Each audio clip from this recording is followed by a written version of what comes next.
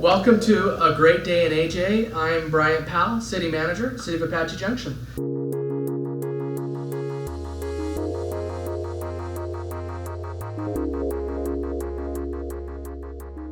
Last Wednesday, 4 square miles of land that's just south of Elliott Road near Ironwood Road sold for about $245 million to a developer, and it went through an auction through the state land process, and the highest bidder was a group that's called D.R. Horton. And let me show you a little bit about this area. I'm going to introduce you to Larry Kirch, our Development Services Director. For everyone's orientation, this is the City of Apache Junction up here. Here is the Phoenix Mesa Gateway Airport, and then here are the 4 square miles. I'm going to zoom in on those, and then I'm going to turn it over to Larry Kirch, and maybe Larry. This is again Larry. Larry, will you show us exactly where the affected area is, and then maybe we can zoom back out and show exactly how far away that is from Sure. So this is the 4 square miles, as Brian said. This is Elliott Road on the north. It's Ray Road on the south. Each of these blocks are 4 square miles. The blue, this is off the State Land Trust website, so all this blue is all state trust land. So the city will be annexing this along with additional land up against the CAP canal down to where the 24 is going to come through. So the land really from the heart of downtown is really about 5 or 6 miles away. And Larry, why do you think, so these areas then are all state land areas, correct? Correct. Why were these 4 selected versus these 4, or even some of these up closer to baseline?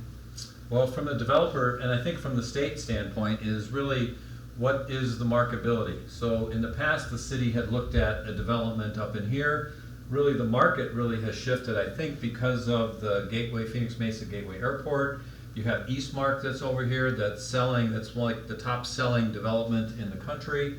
And so the proximity of that development here, seeing the market really more down in this area as opposed. I think this will happen, of course, but with the extension of the 24 is going to go east of the CAP canal, and it's going to connect up with the north-south corridor that's going to come up from Eloy up to the 60. So I think the real estate market has kind of determined that that's really where the next big market play is for the East Valley.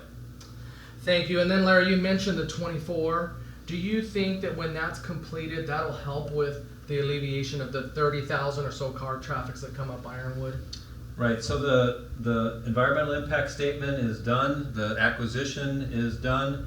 That road, the 24, is going to get extended to Ironwood. So right now we have all these cars going to Santan Valley. Most of those cars will peel off, others will, depending on where they work in the valley. They may choose to continue up Ironwood till they get to the 60, but a large portion of the traffic is going to come off of at Ironwood and go west up to the 202 loop. All right. So timing, let's talk timing a little bit. Sure. So if we're talking about the timeline of these 4 square miles, and we can talk at another day about water, or we could talk about connectivity, or we could talk about other issues, but today I want to ask you, when will residents see maybe dirt moving, or when will we see any type of movement down there? Okay, well, we've already it's taken about 18 months just to get to the auction. So developers approached the state 18 months ago. We finally had the auction last week. After that, there's annexation to take place, there's zoning that has to be put in place, there's engineering that has to be done. So it's probably going to take 6 to 8 months just to do the annexation, some of the preliminary engineering. I know the developers would like to time housing development along with the timing of the 24. So they want to see rooftops when the 24 is extended. So it's roughly going to be 18 to 24 months before people might go out and say, hey, I want to go buy a house in this new development. One last thing, Larry, the area that's in what we know in our community is the Y area. What is the impact in that area? So again, we mentioned that really the 4 square miles that's going to happen first, that's a long ways away from the other parts of the city. This is the downtown. This is what we call the Y area with Apache Trail, Old West Highway. This is also state land. But in our general plan, we really call for conserving that state land, really not having houses up there.